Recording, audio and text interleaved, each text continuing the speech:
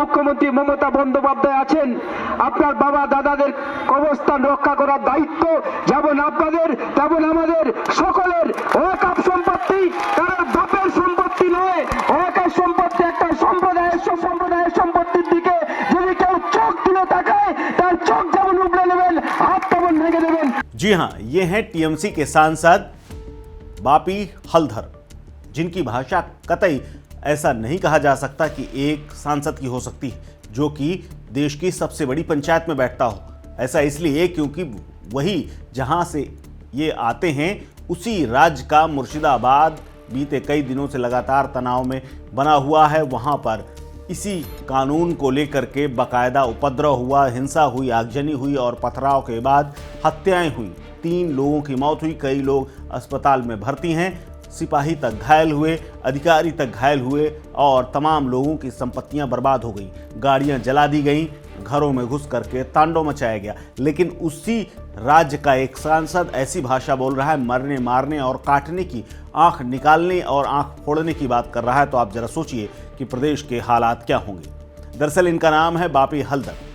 वक्फ संशोधन कानून को लेकर के जिस तरह से पश्चिम बंगाल में हिंसा हुई, इसी बीच में इनका वीडियो वायरल हो रहा है। टीएमसी के सांसद बापी हलधर का ये बयान विवादित कहा जा सकता है, लेकिन उचित तो कतई नहीं, वो भी तब जब उनके ही राज्य में आग लगी हो।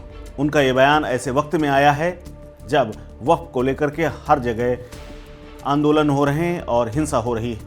उन्होंने स्पष्ट कहा है कि संपत्ति पर अगर किसी ने नजर डाली तो आंख निकाल लेंगे। बापी हलधर मथुरापुर से तृणमूल कांग्रेस के सांसद हैं। उनका कहना है कि वक्फ की संपत्ति एक विशेष समुदाय का हक है, यदि कोई इस पर नजर डालता है तो उनकी आंख निकाल ली जाएगी, साथ ही उसके हाथ पैर भी तोड़ दिए जाएंगे। हलधर ने आगे इस बात पर भी जोर दिया कि वक्फ की संपत्ति की रक्षा करना उनकी और ममता बनर्जी सरकार की जिम्मेदारी है। हलधर ने कहा कि जब तक ममता बनर्जी मुख्यमंत्री हैं तब तक आपके पूर्वजनों की अमानत को बचाने की जिम्मेदारी हम पर है, ये किसी के बाप की संपत्ति नहीं। पश्चिम बंगाल बीजेपी अध्यक्ष सुकांत मजूमदार ने इस पर सवाल खड़ा किया है।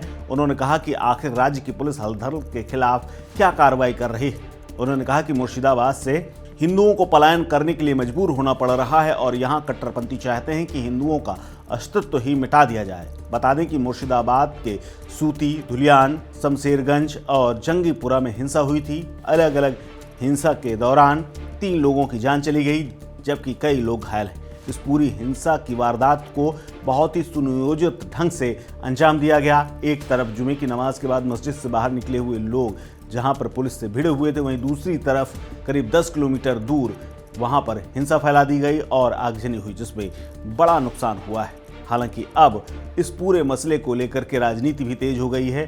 बीएसएफ ने हाई कोर्ट के केंद्रीय बलों की तैनाती के आदेश के बाद मोर्चा संभाल लिया है।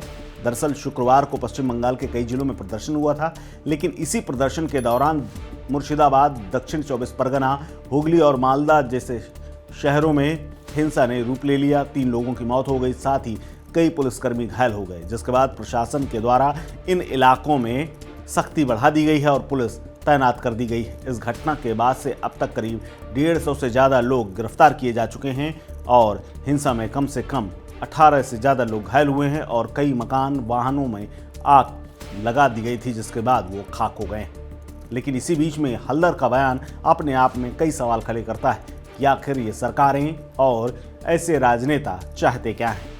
फिलहाल इस खबर में इतना ही। अपडेट्स के लिए बने रहिए वन इंडिया हिंदी के साथ। नमस्कार।